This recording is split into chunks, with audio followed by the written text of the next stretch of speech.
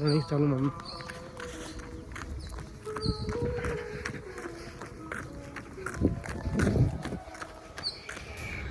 Walking ಮಾಡಿಬಿಟ್ಟು push-ups ಮಾಡತ್ತಿದ್ದೆ, try ಮಾಡತ್ತಿದ್ದೆ ಹೆಂಗೆ ಹಾಕೋತೀರಿ ಅಂತ ಸ್ಟೆಪ್ಸ್ ಮೇಲೆ ಇವತ್ತು ಚಲೋ ಆಗ್ತಿತ್ತು. ಆಮೇಲೆ ನಂಗೆ ಅಲ್ಲಿ ಅದಷ್ಟು ಎಫರ್ಟ್ ಬೀಳತ್ತಿದ್ದಿಲ್ಲ,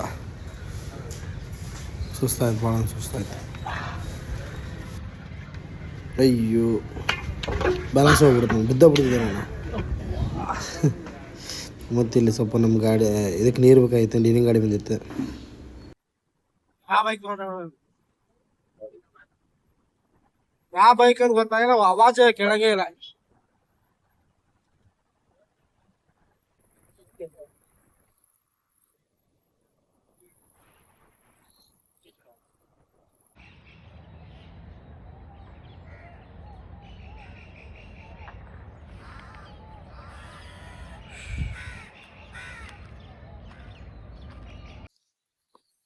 ನಿನ್ನೆ ವ್ಲಾಗ್ ಒಳಗೆ ಸ್ವಲ್ಪ ಅರ್ಧ ಆಯ್ತು.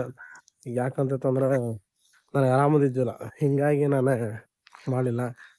ದಯವಿಟ್ಟು ಕ್ಷಮಿಸಿ. ಅರ್ಧ ಆಗಿತ್ತು, ಅದ ಕಂಟಿನ್ಯೂ ಮಾಡತ್ತೆ ಅಷ್ಟೇ, ಮತ್ತೇನಿಲ್ಲ. ನಿನ್ನೆ ಹಾಸ್ಪಿಟ್ಲ್ ಹೋಗಿದ್ದೆ, ಹೋಗಿ ಒಂದು ಇಂಜೆಕ್ಷನ್ ಮಾಡಿದರೆ, ಮತ್ತೆ ಟ್ಯಾಬ್ಲೆಟ್ ಕೊಟ್ಟರೆ ಕಡಿಮೆ ಸ್ವಲ್ಪ ಇವತ್ತು ಆರಾಮ ಅನ್ಸೈತಿ.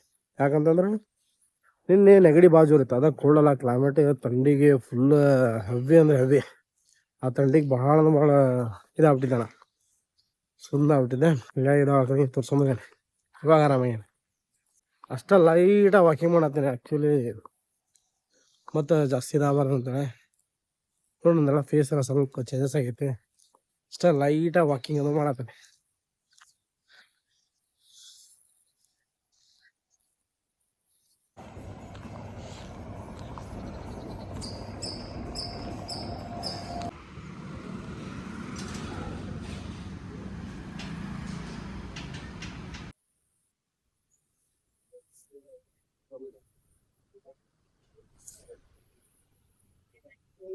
ಇಲ್ಲೇ ಬಂದಿದ್ದೆ,